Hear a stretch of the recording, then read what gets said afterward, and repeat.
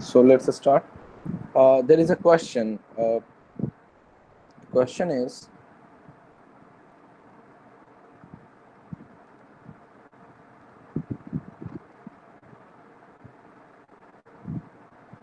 Example से पहले हम वो सारे पार्ट कर लेते हैं जो हमारे को जानना जरूरी है. The question is,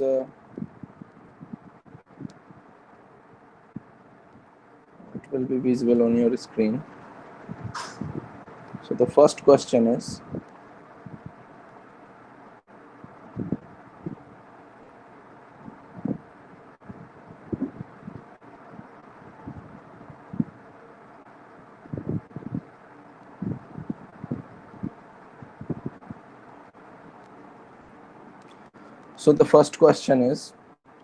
can we override the static method? तो कल डिस्कस किया था कि ओवरराइड किसको कर सकते हैं. जो अभी फाइनल कीवर्ड हमने नहीं पढ़ा है, तो ओवरराइड किसको कर सकते हैं? जो ओवरराइड करने लायक मेथड हो. ठीक है.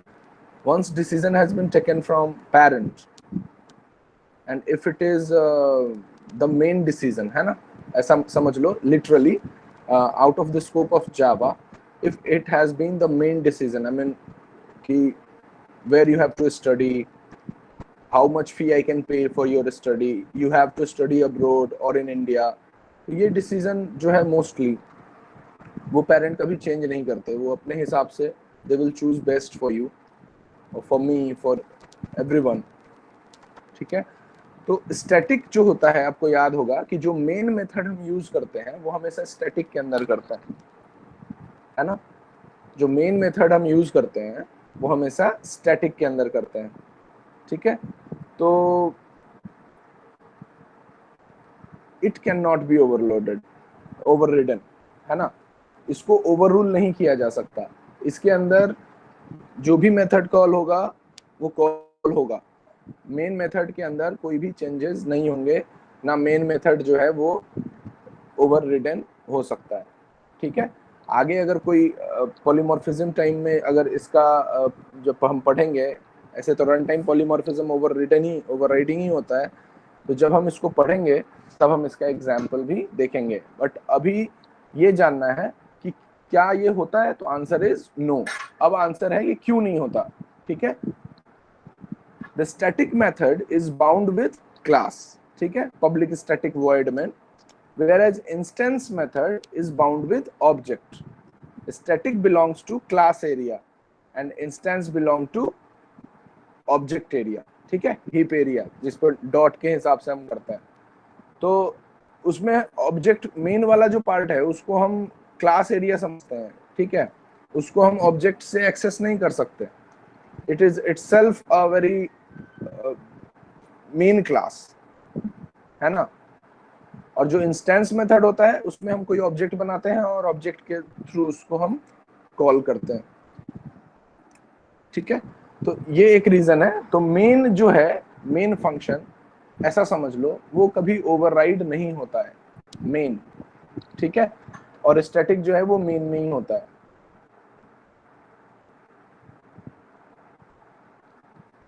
Can we override Java main method? So of course not, because it is a static method, public static void main. तो static होगा तो नहीं होगा. ठीक है.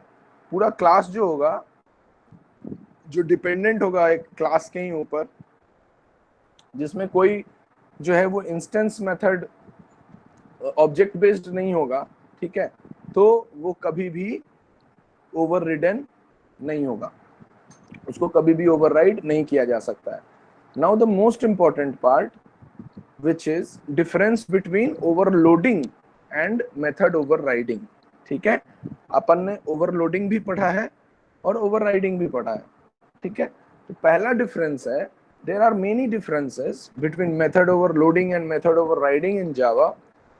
तो उसमें से जो कुछ मेन डिफरेंसेस हैं वो हम वन बाय वन देखते हैं. ठीक है. पहला है, method overloading is used to increase the readability of program. ठीक है. Method overriding is used to provide the specific implementation of the method that is already provided by its super class. ठीक है, इसका एक एग्जांपल देखो पहले वाले का।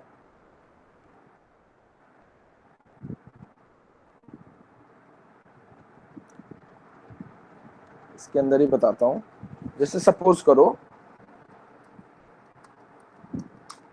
ओवरलोडिंग में क्या होता था कि void display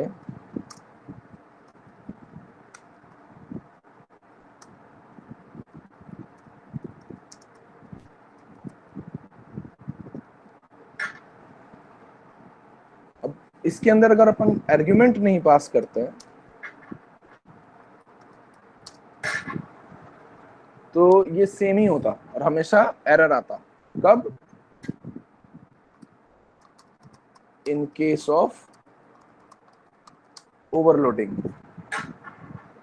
ठीक है, और अगर हम इसके नाम से एक और फंक्शन मेथड बनाना चाहते हैं void display,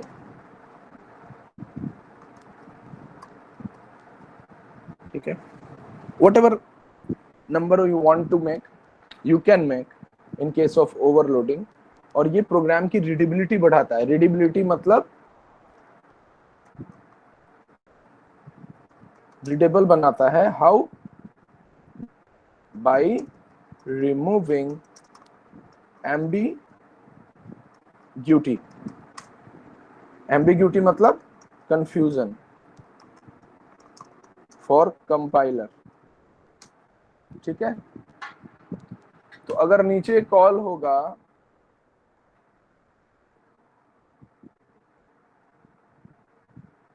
C dot display और इंट को कॉल करेंगे तो वो डेफिनेटली कहाँ जाएगा? obj डॉट क्लास होता है ऐसे, तो यहाँ पे क्लास होगा। ठीक है, क्लास का नाम मान लो और फिर यहाँ पे फंक्शन के नाम पे पास कर दो इंट। ठीक है, तो जैसे ही तुमने इंट को कॉल किया ऑपरेटर ओवरलोडिंग जो है वो ये वाला पार्ट जो है वो रन कराता है। ठीक है, तो बशर्ते सारे के नाम जो है वो वाइड डिस्प्ले है, वाइड डिस्प्ले है, वाइड डिस्प्ले है। But in case of overloading it can be like जो आर्ग्यूमेंट्स होते हैं वो उनको डिफरेंट बनाता है। ठीक है, for example there are 3 people in the class with same name but having different enrollment ID. That enrollment ID make them unique and different from each other. Fine. ये one of the example हो सकता है। और operator overloading के case में constructor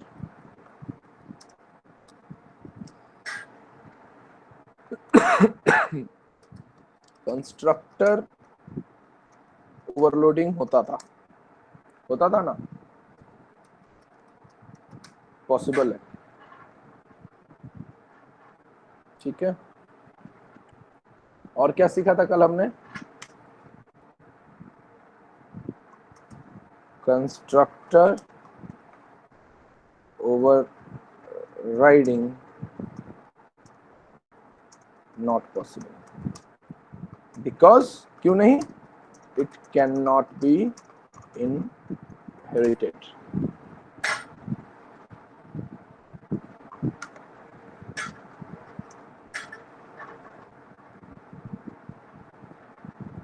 fine, यहां तक समझने में कोई दिक्कत नहीं। ठीक है ना। अब ये कह रहा है दूसरा पॉइंट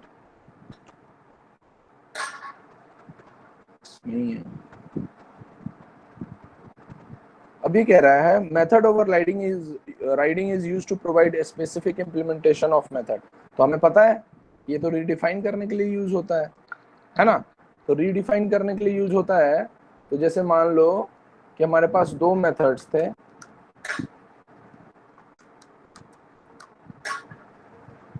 मैं इसको डिलीट करता हूं सारे, है ना। एक मेथड था हमारे पास पेरेंट का void डिस्प्ले, दूसरा मेथड है हमारे पास चाइल्ड का जो कि एक्सटेंड्स पेरेंट ठीक है, वो भी void डिस्प्ले। ठीक है, अब यहाँ पे हम ओवरराइडिंग समझ रहे हैं। तो ओवरराइडिंग वाला काम क्या करता है कि रीडिफाइन करता है डेफिनेशन को। अब इस void डिस्प्ले के अंदर सिस्टम डॉट प्रिंट एलन, ठीक है, इसमें तुमने लिखा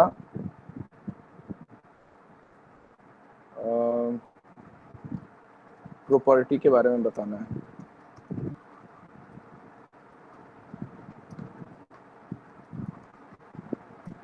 ठीक है, void डिस्प्ले चाइल्ड वाले में, इसमें SOPLN, इसमें आपको बताना है स्टडी के बारे में। ठीक है, तो parent has some other plan and child has some other plan. अभी कोई दिक्कत तो नहीं? तो अब ये बोल रहा है कि ये रीडिफाइन करता है, तो यहाँ पे रीडिफाइन ही तो कर दिया इसने। अब तो यहाँ पे आर्गुमेंट्स का भी कोई दिक्कत नहीं है ना, सेम जो है यहाँ पे फंक्शन में सेम नेम है। ठीक है, लेकिन ये कैसे काम करेगा कि जो चाइल्ड वाला मेथड ओवरलोडिंग में क्या होता है, यहाँ पे redefine the method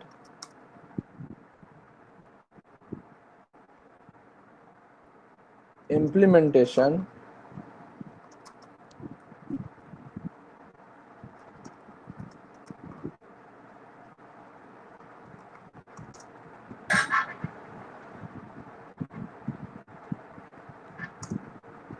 declared by parent class। कोई दिक्कत तो नहीं?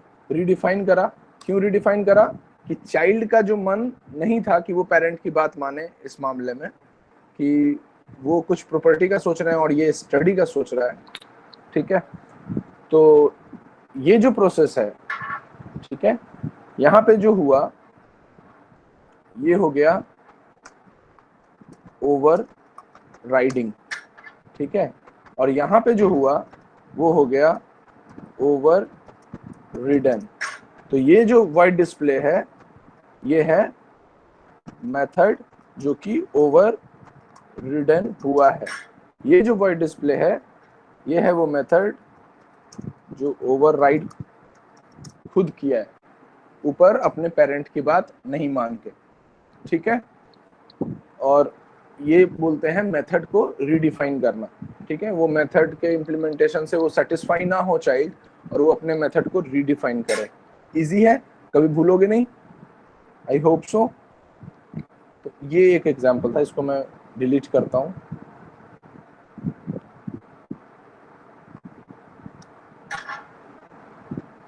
दूसरा पॉइंट है मेथड ओवरलोडिंग। इसको मैं रहने देता हूं, यहाँ समझ में आ जाएगा। Method overloading is an example of compile time polymorphism. Method overriding is an example of runtime polymorphism. That's fine. ठीक है, इसमें हमने क्या पढ़ा था? इससे पहले ये वाला है, Method overloading is performed within a class.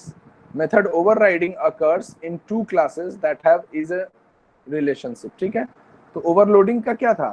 void display एक साथ ही यूज हो रहा था ना, उसमें कोई क्लास की जरूरत नहीं थी। बट ओवरराइडिंग में क्या है? ओवरराइडिंग में एक पेरेंट क्लास होना चाहिए और उससे एक्सटेंड होके एक चाइल्ड क्लास होना चाहिए, तब जाके ये पॉसिबल है। मैं इसको ब्लू कर देता हूं, then only it is possible. Fine, ये सब हमने कल देखा था। I am just giving an example by differentiating the both concept. ठीक है, तो ज्यादा कंसेप्ट क्लियर होगा। तीसरा है in case of method overloading parameter must be different. ये भी हमने अभी देख लिया। In case of overriding parameters भी सेम। हाँ सेम है, कोई पैरामीटर पास नहीं किया है हमने, विदाउट आर्गुमेंट भेज दिया। पास भी करते तो फर्क नहीं पड़ता। ठीक है, डिफरेंट हो सकता है ना, जो पैरामीटर है वो भी सेम हो सकता है। जैसे मान लो अभी हमने बिना पैरामीटर के किया था। कल हमने जो एक एग्जांपल देखा था, void मैरी, पेरेंट ने जिस एग्जांपल सोच रखा है, मान लो x को, यहाँ पे भी हम मैरी यूज करते हैं, और स्टूडेंट ने सोच रखा है y को। Same number of argument, string type of argument है, एक्स और वाई नेम है, ठीक है, तो सेम नाम टाइप ऑफ आर्गुमेंट हो सकता है, लेकिन मेथड ओवरलोडिंग में सेम टाइप ऑफ आर्गुमेंट और पैरामीटर नहीं हो सकता है, पैरामीटर सेम नहीं हो सकता है. Fine, it may be or may not be same in case of overriding, but it cannot be same in case of overloading in any cases. Fine. The second last is method overloading is an example of compile time polymorphism. Method overriding is an example of runtime polymorphism. ठीक है, तो parent is for P and C is for child, है ना. तो parent type का हमने एक object बनाया P, ठीक है, और चाइल्ड के अंदर जो है हम उसको कॉल कर रहे हैं, मतलब ठीक है, जो रेफरेंस क्लास है वो पेरेंट है, जो ऑब्जेक्ट बनाया वो पेरेंट टाइप का है, P टाइप का, लेकिन जहां एलोकेट कर रहे हैं वो एलोकेशन हम किसके थ्रू कर रहे हैं, चाइल्ड क्लास के through. Fine, that memory allocation उसमें चाइल्ड जा रहा है. तो ये पूछेगा, पहले काम आएगा कंपाइलर का, कंपाइलर से ये पूछेगा कि पेरेंट क्लास, हाँ parent class is fine because void marry जो है ये दोनों में है, तो वॉइड मैरी है, तो इसने दे दिया ग्रीन सिग्नल. लेकिन मेथड ओवरराइडिंग हो रहा है ना आगे जाके, क्योंकि दोनों, जो चाइल्ड वाला है उसके मेथड ओवरराइडिंग में y है और उसके ओवरराइडिंग में x है, ठीक है. तो ये बोलेगा कि अब जो है now ask JVM at JVM for runtime object. And what is runtime object? जो इक्वल्स टू के इधर आता है, तो ये है तुम्हारा ब्लू में run time object, that is C. Fine, that is C. तो रन टाइम ऑब्जेक्ट को इसने पूछा, अब ये बोला कि C के अंदर जो है वो बोल रहा है कि वाइड मैरी के अंदर Y नाम का जो है वो पर्सन है जिससे वो शादी करना चाहता है, तो that is Y will be printed in the output section. Fine, whether you are using it in any reference. ठीक है, तो ये इसके कहने का मतलब है कि it depends on runtime polymorphism, और इसी को अपन बोलते हैं runtime polymorphism. Why? Because compiler का काम यहाँ खत्म हो चुका था, ठीक है, वो इक्वल्स टू के उस तरफ वाले पार्ट को ओके कर चुका था कि ठीक है, पेरेंट के अंदर गया, पेरेंट के अंदर चेक किया, बोला कि इसके पास तो ये प्रॉपर्टी है, वॉइड मैरी इसने बना रखा है, इट्स ओके विद मी, इसको आगे भेजो.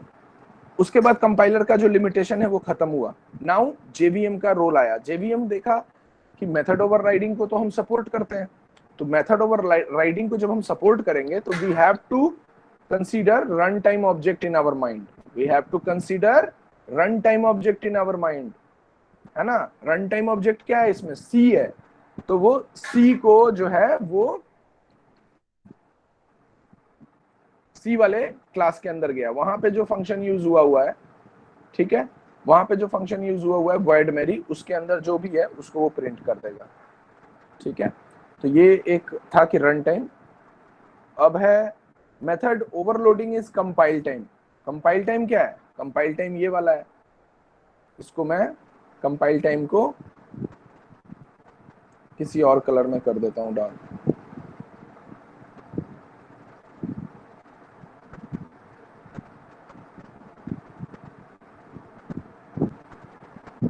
देखो ये कोई और कलर है, ठीक है, तो यहां मैं एक कमेंट डाल के दे रहा हूं, compile time object equals to k इधर, ठीक है, और यहां से काम शुरू हो जाता है हमेशा रन टाइम ऑब्जेक्ट. याद रखना, समझने के लिए इतना काफी है, ठीक है. So that's the fourth case for you. Now the last case. In Java method overloading cannot be performed by changing the return type of the method only. Return type can be same or different in method overloading, but you must have to change the parameter. Return type must be the same or covariant in method overriding. ठीक है, इसमें ये कह रहा है कि जो return type होता है किसके अंदर, ओवरलोडिंग के अंदर, ठीक है। जैसे मैंने मान लो एक ये प्रोग्राम रहने देते हैं, एक अभी हमने प्रोग्राम बनाया था void display int, ये हमेशा इसका रिटर्न टाइप है void है, it's return type int type का करेगा, ठीक है। फिर अगर हम लिखते हैं void display, ये हमेशा फ्लोट टाइप का करेगा, सिंपल है ना। तो इसका जो रिटर्न टाइप होगा वो क्या बोल रहा है ये कि the return type in method overloading can be same और different in the method of overloading, but हमें जो इस रिटर्न टाइप का जो पैरामीटर है वो मस्ट बी चेंज, फाइन, वो तो पता है अपने को। और ओवरराइडिंग में रिटर्न टाइप जो होगा वो सेम टाइप का होगा, ठीक है। जैसे मान लो कि अगर सेम नाम का मेथड है मैरी, तो मैरी हमेशा जो है वो ह्यूमन से करेगा, तो उसमें कुछ नेम होगा एक्स वाई, है ना, राम मोहन सीता गीता ऐसे कुछ, तो वो हमेशा डिस्प्लेस होगा किसी और नाम से, जैसे कि श्याम, ऐसा कुछ, ठीक है। तो ये कहना चाह रहा है ये। तो यहाँ तक समझने में कोई दिक्कत, that's all we have about method overriding and method overloading पे तो हमने काफी प्रोग्राम्स किए हैं। तो एक जो एग्जांपल इन्होंने दिया है वो मैं अब तुम्हें सारे एग्जांपल्स तो मैं समझा चुका हूँ, लेकिन फिर भी एक बार ये वाला एग्जांपल जो है वो देख लेते हैं। देख रहे हो, इसको मैं यहाँ से लेके चलता हूँ, फिर हमें कीवर्ड शुरू करेंगे। मैं इसको डिलीट कर रहा हूँ जो भी हमने पढ़ा।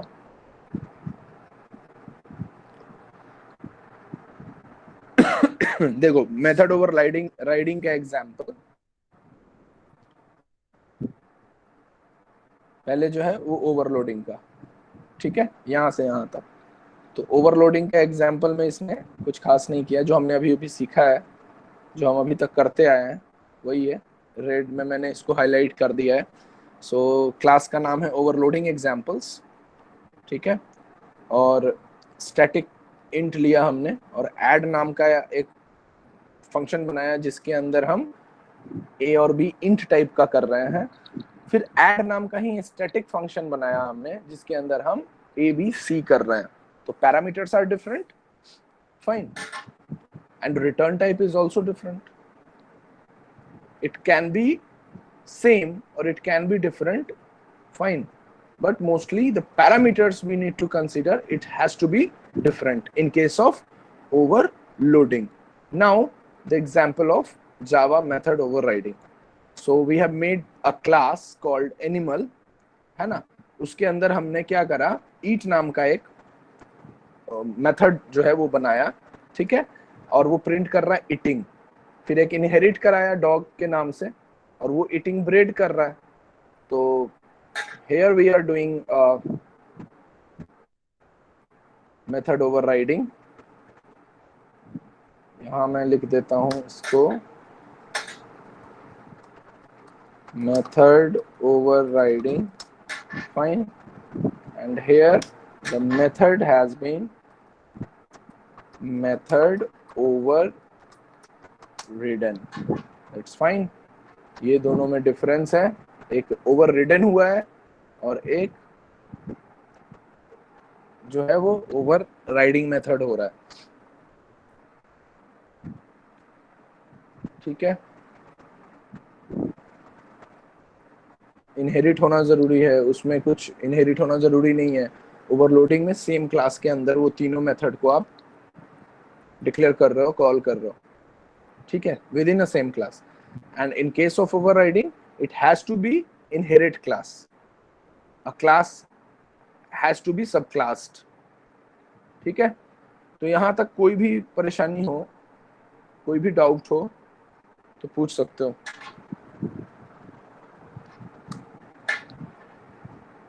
नहीं तो फिर हम आगे बढ़ेंगे।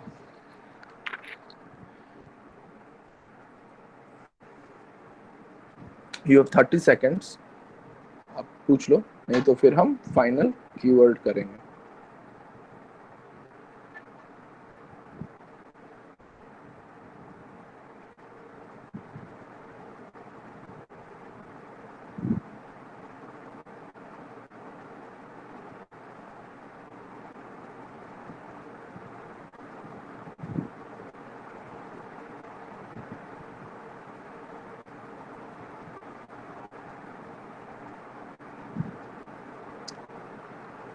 चलिए फिर हम जो है वो फाइनल कीवर्ड की तरफ बढ़ते हैं। हमने क्या क्या कीवर्ड्स पढ़े हैं जो आपको याद होगा? स्टैटिक अलग से पढ़ा था, दिस अलग से पढ़ा था, सुपर अलग से पढ़ा था with example. Final is although as same as important as these keywords we have gone through with. ठीक है, ये सारे कीवर्ड्स जो हैं वो बड़े इंपॉर्टेंट हैं इन कंटेक्स्ट ऑफ जावा, तो ये सब हमें आना जरूरी है। तो यहाँ पे मैंने आपको 7-8 पॉइंट करे हैं जिसको हमें पढ़ना है, लेकिन अपना कंसेप्ट क्लियर जो है इसको मैं नीचे भेज देता हूँ, अपने कंसेप्ट को यहीं पे क्लियर कर लेंगे हम। ये 3 पॉइंट्स जो हैं ये पढ़ना बड़ा जरूरी है विद एग्जाम्पल। ठीक है, जैसे पहला फाइनल वेरिएबल, इसके बारे में आपको ये जानना जरूरी है।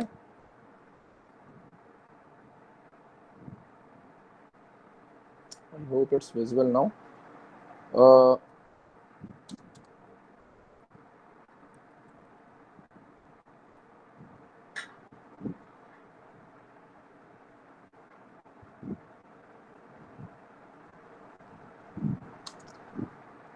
इसके बारे में हमें ये जानना जरूरी है कि when we are using final variable, variable is like int count, सही है।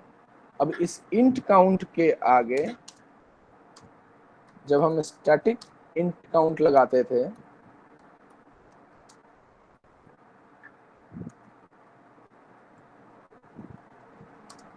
ठीक है, तो फिर ये जो है वो मेमोरी के अंदर इसकी वैल्यू इंक्रीज होती थी थ्रू आउट प्रोग्राम जो है ये चलता था। यहाँ पे हमने मान लो इसको इनिशिएट कर दिया था 0 से। ठीक है, इसी तरीके से अगर हम यहाँ पे फाइनल लगा देते हैं, ठीक है, वेरिएबल के आगे अगर हम फाइनल लगा देते हैं, तो अगर हम वेरिएबल के आगे फाइनल कीवर्ड यूज करते हैं तो इट कैन बी, ये बस आपको याद रखना है, चाहो तो कॉपी पे लिख लो, बाकी ये तुम्हारे नोट्स में लिखा होगा। Initialized once in the whole program. अगर हम फाइनल कीवर्ड यूज करते हैं किसी वेरिएबल के लिए तो it can be initialized once in the whole program. मतलब आप अगर लिख देते हो final int i equals to 20 और बाद में जो है वो i को नया क्लास बनाया, उसके अंदर 30 पास किया, ये तो अलग i हो गया, स्मॉल i कर दो, ठीक है, ऐसे कर दिया, और यहाँ पे तुमने फाइनल के नाम से वो बनाया था ना, ठीक है, ठीक है। तो अगर तुमने ऐसा किया हुआ है और अगर तुम ऐसा करोगे तो इसका means nothing to compiler using final, it's fixed now with value 20। कोई दिक्कत तो नहीं? ये फाइनल वेरिएबल का काम है, इजी है, समझ में आ गया? बाकी प्रोग्राम करेंगे तो अपने आप समझ में आ जाएगा, ठीक है ना। अब आता है फाइनल मेथड। तो फाइनल मेथड क्या होता है? फाइनल मेथड होता है कि अगर हम किसी मेथड के आगे इसको यूज करते हैं, मैं फाइनल डिस्प्ले, ठीक है। तो सबसे पहली बात याद रखना कि जो फाइनल क्लास है, ठीक है, मेथड से पहले क्लास पे आते हैं, फाइनल क्लास है can not be subclassed once it is final, it is final. इसका कोई सब क्लास नहीं बन सकता क्योंकि वो अपना जो पैरामीटर्स है, जो वैल्यूज है, उसको उसने फाइनल डिक्लेयर कर दिया हुआ है। कोई दिक्कत तो नहीं? तो जब वो सब क्लास ही नहीं हो सकता, ठीक है, तो उसका जो मेथड है वो कहीं और ओवररिडन हो सकता है क्या? Can not B override, simple. Concept is simple. When it cannot be inherited, it cannot be overridden. That's it. Once it can be made final, it's final. Although throughout the program, nothing can make any kind of changes in that. यहाँ इन तीनों concept को समझने में किसी के भी कोई दिक्कत है तो बताओ.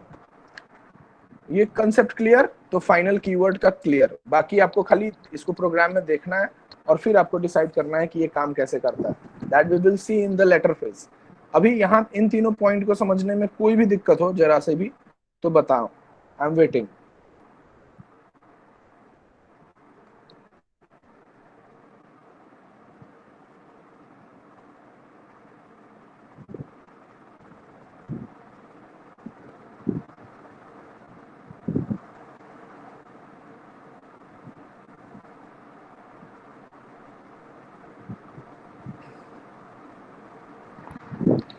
ठीक है, तो आगे बढ़ते हैं. ये हमने कर लिया. अब आते हैं कुछ और पॉइंट्स जो हमने सोचा था. इस फाइनल मेथड इज इनहेरिटेड. अब आंसर दे पाओगे आप? No, it can not be inherited. चलो इसके साइज बढ़ाओ ताकि तुम्हें दिखे. It can be inherited. Answer is strong no. Can not be inherited. Not overridden,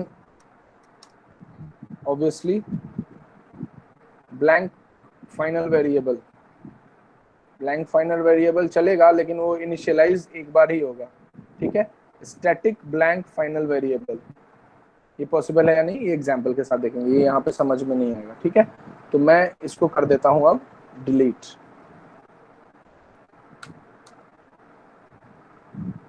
simple था. जैसे दिस जो है वो मेथड भी यूज होता था. दिस जो है वो वेरिएबल भी यूज होता था, इंस्टेंसेस. ठीक है, बट फाइनल जो है वो वेरिएबल, मेथड और क्लास तीनों यूज होता है. अगर वो क्लास है तो वो इनहेरिट नहीं होगा. रिमेंबर वन थिंग, अगर वो क्लास है तो वो कभी इनहेरिट नहीं होगा. इट कैन नॉट बी सब क्लास्ड फर्दर. अगर वो वेरिएबल है तो it can not B declared more than once in the whole program. अगर वो method है तो it cannot be overridden. Fine, once it has been declared final, it is the final method we have to possess with. Nothing can change or nothing can alter the things whatever has declared before only. Fine. So these are the cases of final. Okay, now we can see some examples for that.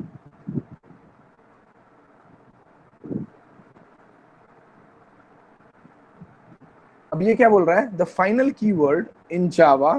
ठीक है, मैं इसको red में कर देता हूं. जो अभी हमने सीखा वहां पे पढ़ा, बस वही ये चीज बार बार बताएगा. The final keyword in Java is used to restrict the user. We know that the final Java final keyword can be used in many context. तो ये तीन कॉन्टेक्स्ट जो है वो मेन यूज होते हैं, वेरिएबल, मेथड और क्लास. ठीक है, अगर हम कीवर्ड यूज कर रहे हैं जावा फाइनल कीवर्ड तो वो क्या करेगा? Stop value change. ठीक है, it can not be subclassed, so stop inheritance. It can not be overridden, so stop overriding. और अगर वो वेरिएबल के साथ यूज हुआ है तो उसका वैल्यू चेंज नहीं होगा. ठीक है, जावा फाइनल वेरिएबल. जावा फाइनल वेरिएबल का एक एग्जांपल देख लो.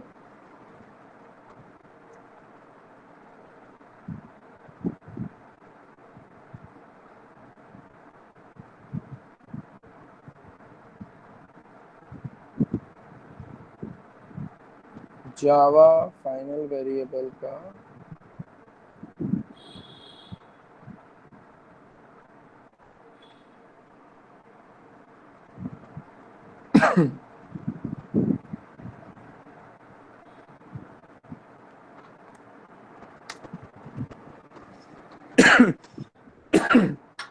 एक बार देखते हैं इसको रन करा के फिर बताऊंगा कैसे काम करता है.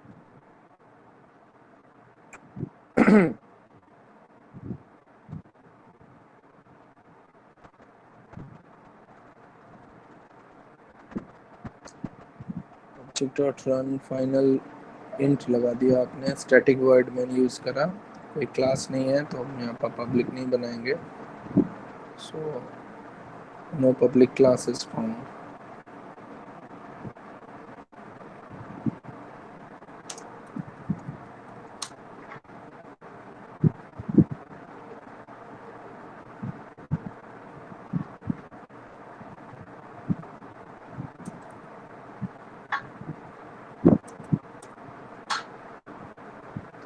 ये अगर हम यहाँ पे सीखें कि इसका कैसे काम कर रहा है, तो बाइक 9 से एक क्लास बनाया है इसने, ठीक है, और फाइनल जो स्पीड लिमिट नाम का एक वेरिएबल बनाया उसको इसने फाइनल कर रखा है, ठीक है। एक रन नाम का जो है इसने मेथड बनाया, अब वो स्पीड लिमिट को उस मेथड के अंदर प्रिंट करा रहा है 400, ठीक है। Public static void main string arguments bike 9 OBJ के अंदर एक बाइक 9 के रेफरेंस में, यानी कि ये वाला पार्ट जो है बाइक 9 जो है वो टाइप का ऑब्जेक्ट भी है और उसी के रेफरेंस में उसको रन टाइम पे सॉल्व भी करा है, ठीक है। अब ऑब्जेक्ट जो बनाया इसने बाइक 9 का, उससे ये रन को कॉल कर रहा है, ठीक है, और फिर उसको क्लोज कर रहा है।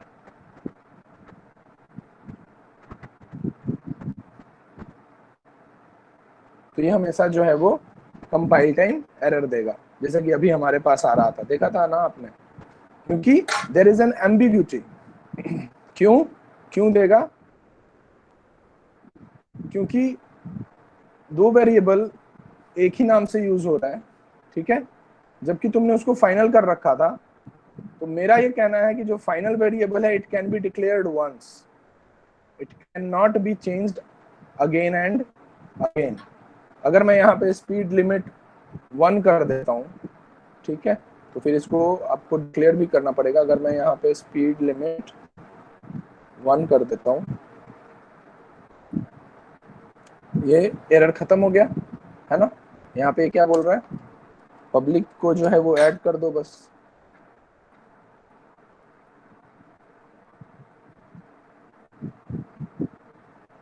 स्पीड लिमिट 1 जो है वो कहीं पे डिक्लेयर नहीं किया गया हुआ है, ठीक है। तो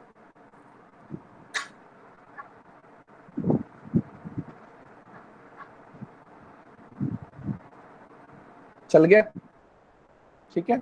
अब उसके अंदर कुछ भी प्रिंट नहीं हो रहा है, क्योंकि वो जब रन को ढूंढा तो रन के अंदर हमें को कुछ मिला ही नहीं, ठीक है ना।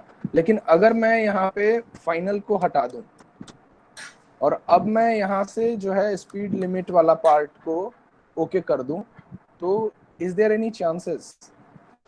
अब ये बोल रहा है error can not find the symbol speed limit 1, तो स्पीड लिमिट 1 को चेंज करो, स्पीड लिमिट रहने दो, चल गया,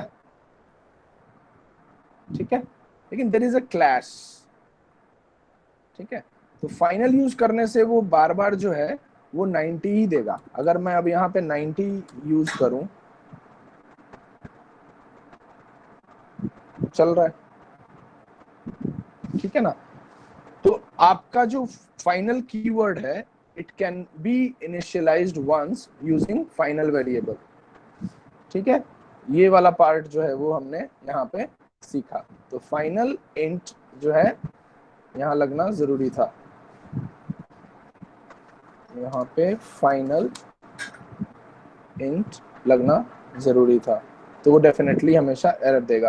क्या एरर देगा? Can not allow a value final variable speed limit, उसको अलाउ नहीं कर रहा है कि उसमें जो है वो कोई और वैल्यू पास करे, ठीक है।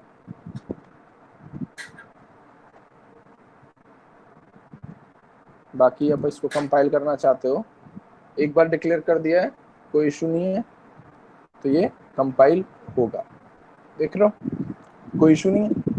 समझ में आ गया?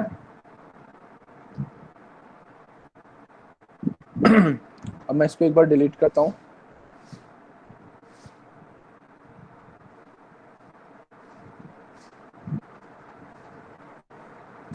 ये तो हो गया वेरिएबल की बात।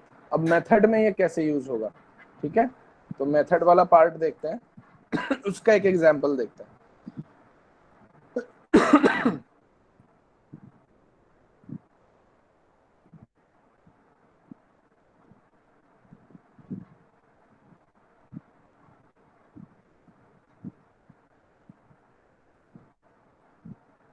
इसको मैं यहाँ से हटाता हूँ।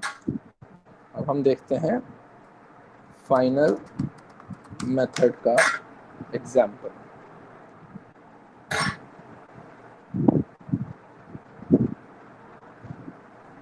ठीक है, तो एक सिंपल प्रोग्राम, सेम प्रोग्राम, ठीक है। इसके अंदर void रन जो है उसको इसने फाइनल कर दिया है और प्रिंट करा सॉरी, प्रिंट करा रहा है रनिंग। ठीक है, उसको एक्सटेंड करा void run system print out LN, और उसको वापस ऊपर तो void रन को फाइनल कर दिया था इसने, तो यहाँ पे उसने वापस void रन यूज करा। ठीक है, अब हम इसको यहाँ से रन कराते हैं।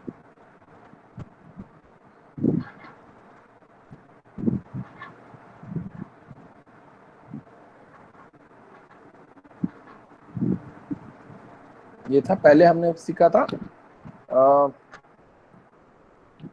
वेरिएबल पे कि variable can be initialized once after using the final keyword. अब हम सीख रहे हैं इसको मेथड पे। ठीक है, मेथड को हमने फाइनल void रन लिख दिया है, एग्जीक्यूट करवाया, नो पब्लिक क्लास फाउंड। ठीक है, तो कोई एरर नहीं है, ये तो पब्लिक वाली बात है। लेकिन अगर हम यहाँ पे फाइनल हटा देते हैं, तब तो हम करते आ रहे हैं ना यहाँ पे ओवरराइडिंग। ठीक है, तब हमारा प्रोग्राम जो है पब्लिक क्लास वाला ही एरर देगा। पब्लिक क्लास मतलब नो एरर। ठीक है, जब आप मेन में चलाओगे इसको तो ये चलेगा। ठीक है, क्योंकि यहाँ पे हमने कोई क्लास टेस्ट बनाया नहीं है जिसको हम पब्लिक कर सकें।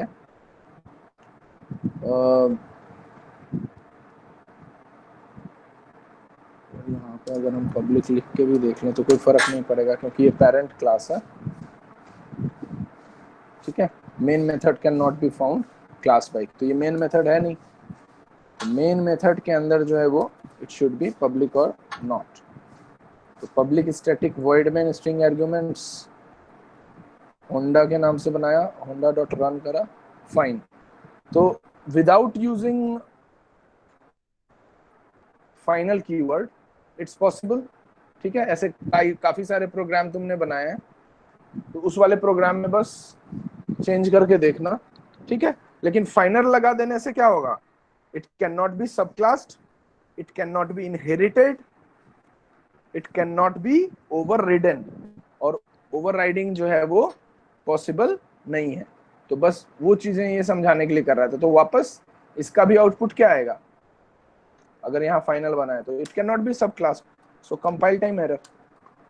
जेवीएम जो है, कंपाइलर जो है वो इसको सपोर्ट करेगा नहीं, जेवीएम तक तो बात जाएगी ही नहीं। जेवीएम की बात कब आती है, जब रन टाइम ऑब्जेक्ट पे हो जाता है, जब कंपाइलर ग्रीन सिग्नल दे देता है, तब जेवीएम का रोल शुरू होता है। यहाँ पे कंपाइल टाइम एरर ही आ जाएगा, यानी कि कंपाइल टाइम ऑब्जेक्ट। अब आती है क्लास की बात, कि जब आप क्लास को ही फाइनल कर देते हो। ठीक है, तो उसका एक एग्जांपल देखते हैं।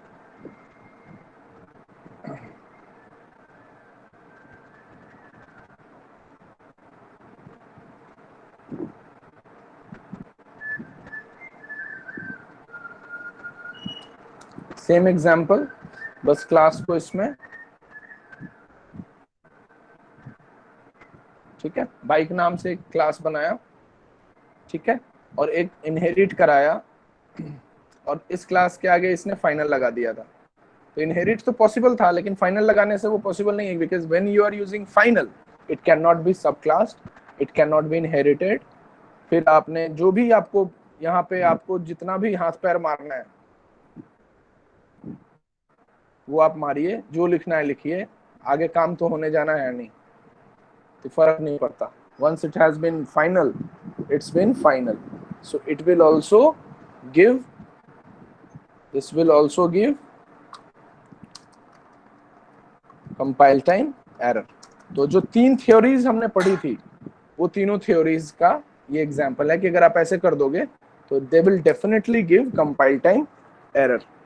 ठीक है, तो यहां तक जो था वो हमारे को आज पढ़ना था। नाउ 1 तारीख को जो आपका एफ होने वाला है वहां तक के लिए वी आर रेडी। अब आपको सिर्फ प्रैक्टिस करना है। Now there are some question. Final method जो है इनहेरिटेड हो सकता है क्या?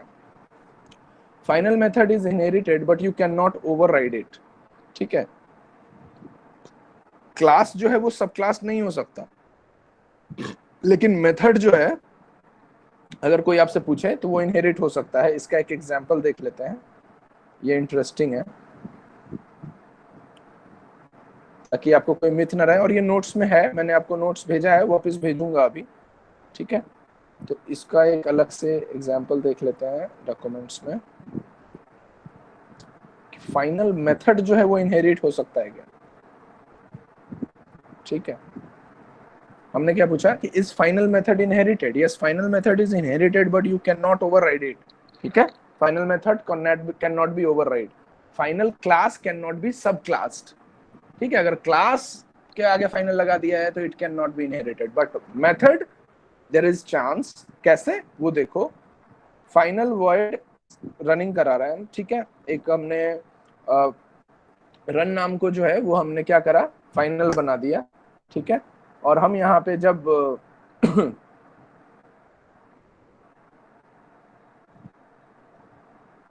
उसको कॉल कर रहे हैं, ठीक है, न्यू होंडा 2 डॉट रन, तो ये रन के पास गया तो ये क्या प्रिंट करेगा कि न्यू होंडा 2 तुमने छोटा वाला बनाया, रन के पास गया तो उसको पता चला कि एक बार फाइनल बन चुका है, ये तो फाइनल बन गया एक बार, तो यही आंसर प्रिंट करेगा हमेशा, रनिंग। यही सीखा है हमने। This is possible, this is a kind of thing, it's possible. Method can not be inherited but it can not be overridden. मतलब कि सेम मेथड बार बार यूज नहीं होगा। Once you have declared this, it can not be, it can be inherited. यहाँ पे आप उसको कॉल करोगे तो जो पेरेंट का प्रॉपर्टी है वो चाइल्ड का प्रॉपर्टी है, तो it will cooperate with the compiler. It's been got green signal with the compiler and it will print running, but it can not be overridden. ये बार बार, ये दो अगर रनिंग होता और एक इसके अंदर होता और वो जो है प्रिंट करता वॉकिंग, तो ऐसा नहीं है कि वॉकिंग प्रिंट करता, then it will give compile time error. Fine, अगर मान लो कि हम ऐसा कुछ लिखते हैं, इसके अंदर ये ऑब्जेक्ट बनाने से पहले ऐसा कुछ रहता, ठीक है, और इस वाइड रन के अंदर जो है वो होता वॉकिंग।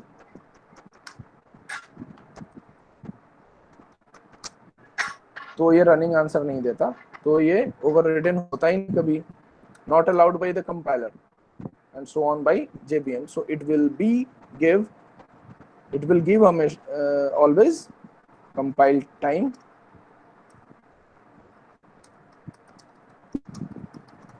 error.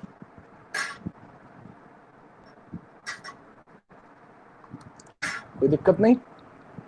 आई होप कि यहाँ तक सबको सब समझ में आ रहा होगा। और क्या कॉन्सिक्वेंसेस हो सकते हैं,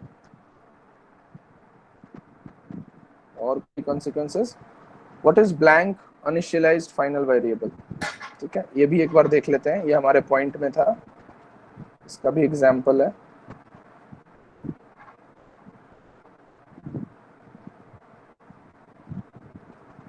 इसको मैं डिलीट करता हूँ, इसको पेस्ट करता हूँ और ये एज इट इज इस नोट्स में दिया हुआ है, you have to go through with once. कोई दिक्कत हो तो वापस you should ask it. Fine, so there is a case a final variable is not initialized at the time of declaration is known as final blank variable।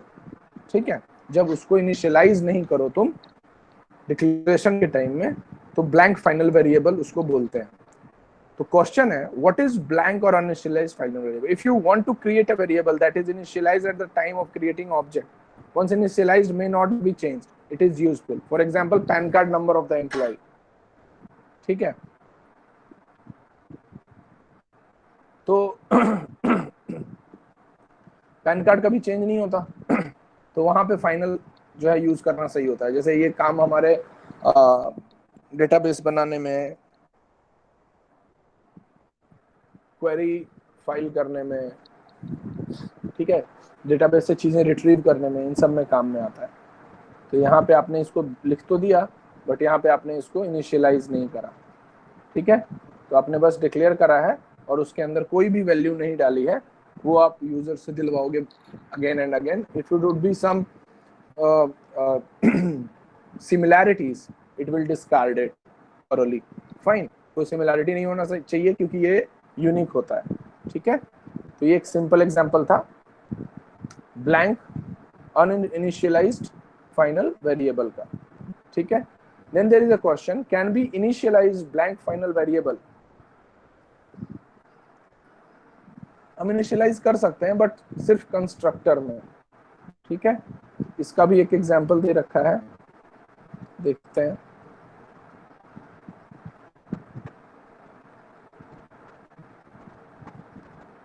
ये last concept है, इसके बाद कुछ बचेगा नहीं, तो ये देख लो। कोई इशू आए तो मेरे से कल वापस पूछ सकते हो, ठीक है। There are 2 or 3 points which need to be discussed. Can be initialize final variable, तो ये बोल रहा है कि हाँ कर सकते हैं, बट सिर्फ कंस्ट्रक्टर के केस में कर सकते हैं। तो फॉर एग्जांपल क्लास बाइक नाम से बनाया, बाइक 10 के नाम से, फाइनल इंट स्पीड लिमिट जो है वो डिक्लेयर कर दिया, जो कि ब्लैंक है, आप देख सकते हो। जब आपने बाइक 10 को कॉल किया, उसके अंदर आपने स्पीड लिमिट को 70 असाइन किया, ठीक है ना, और स्पीड लिमिट प्रिंट कर रहे हो। फिर जब आप उसको कॉल कर रहे हो तो आउटपुट हमेशा जो है वो स्पीड लिमिट 70 आएगा, क्योंकि स्पीड लिमिट को ऊपर इनिशियलाइज नहीं किया गया है। हमने क्या पढ़ा था, हमने ये पढ़ा था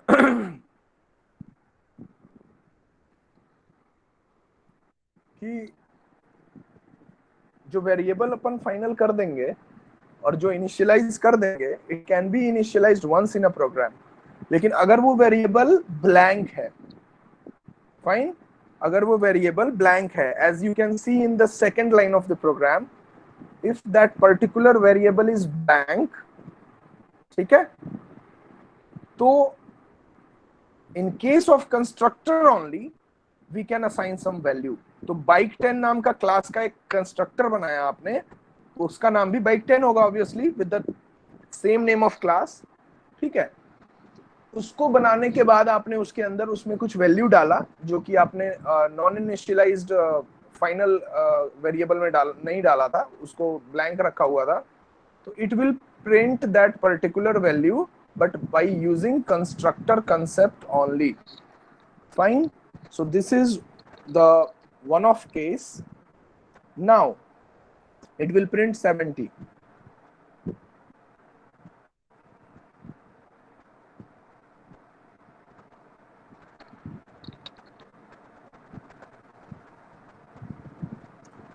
अब है कि स्टैटिक ब्लैंक फाइनल वेरिएबल, अगर मान लो स्टैटिक भी लगा है, ठीक है, और ब्लैंक भी लगा है। There is a question, is super keyword used in subclass when we inherit a final method from a class?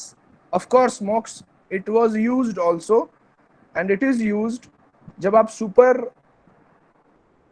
के अंदर लिखते थे super dot something, S dot super, तो अगर वो दिस के अंदर आप लिखते थे तो वो चाइल्ड का ही जो है वो पार्ट रिप्रेजेंट करता था, अगर आपको याद हो तो। लेकिन आप सुपर मेथड के अंदर आर्ग्यूमेंट में एस डॉट सुपर लिखते थे, तब जाके वो सुपर वाला जो कंकरेंट पेरेंट क्लास होता था उसका वो जो मेथड होता था उसकी वैल्यूज प्रिंट करता था, ठीक है। तो योर क्वेश्चन इज कि superclass is used in subclass when we inherit a final method from that class, है ना। आप ये पूछ रहे हो कि सुपर क्लास जो है वो सब क्लास में यूज होगा अगर हम फाइनल मेथड जो है वो इनहेरिट करेंगे उस क्लास से, but final method can be inherit but in some special cases, ठीक है। तो उस केस में वो सुपर क्लास जो है वो ऑल्दो कंकरेंटली उसको सॉल्व करेगा। It could be like contrary, है ना। तो उसको जो है वो हम कॉमन केस में नहीं ले सकते, उसमें फिर कुछ केसेस आएंगे, फाइन मोक्ष। when we will have that kind of problem we will see to it. Okay, और कोई क्वेश्चन है? एक और इसमें आपको मैं बात बता दूं कि इसको इतना कॉम्प्लेक्स नहीं बनाना है। अगर आपका क्वेश्चन ऐसा है, जैसे फॉर एग्जांपल इसने अच्छा क्वेश्चन पूछा था, इसने पूछा था कि सुपर कीवर्ड जो है वो सब क्लास के अंदर यूज हो सकता है अगर हम फाइनल मेथड को इनहेरिट कर रहे हैं, ठीक है? तो final method, final class can not be subclass but final method can be inherit, that's possible. तो इट्स पॉसिबल, बट जो सुपर तुम यूज करोगे वो अल्टीमेटली कंकरेंट पेरेंट को ही कॉल करेगा अगर मेथड जो है वो सुपर हो तो, अदरवाइज अगर मेथड जो है वो दिस हो तो नहीं करेगा। तो जो बेसिक कंसेप्ट हमने पढ़े हुए हैं वो कभी भी चेंज नहीं होगा इन एनी केस, ठीक है? There could be some exceptions जो कि प्रोग्राम के दौरान आएगा, ठीक है? वो 1000 एक्सेप्शंस हो सकते हैं, तो वो हम जब प्रैक्टिस करोगे मान लो और उसमें कुछ नया थ्योरी होगा, जैसे अभी तक जितना पढ़ा हमने उसके अलावा कुछ थ्योरी हमको आपको कोड क्वेश्चन के एग्जाम प्रोग्राम के लिए मेरे को बताने की जरूरत नहीं पड़ी। लेकिन अगर मान लो कि जरूरत पड़ती है तो वो क्वेश्चन दर क्वेश्चन ही हो सकता है, जैसे वो C++ में भी होता था, आपके एडवांस सी में भी होता था कि वो एग्जाम्पल के बाद ही क्लियर हो सकता था। जैसे कई बार लाइब्रेरी फंक्शंस हम यूज करते थे, कैलॉक मैलॉक, तो उसकी चीजें जो है वो थोड़ी डिफरेंट होती थी, वैसे ही इसमें भी होगा, लेकिन ज्यादा इसको छोड़ के कुछ और कंसेप्ट इसमें नहीं होगा, दैट्स फॉर श्योर। फाइन, और कोई क्वेश्चन हो तो पूछिए।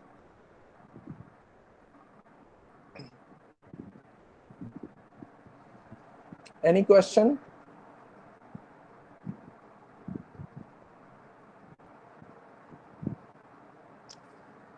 तो अगर फाइनल वेरिएबल जिसके साथ जो है वो स्टैटिक लगा है, अगर वो इनिशियलाइज नहीं होता है, अगर कोई फाइनल वेरिएबल जिसके साथ स्टैटिक लगा है और वो इनिशियलाइज नहीं होता है,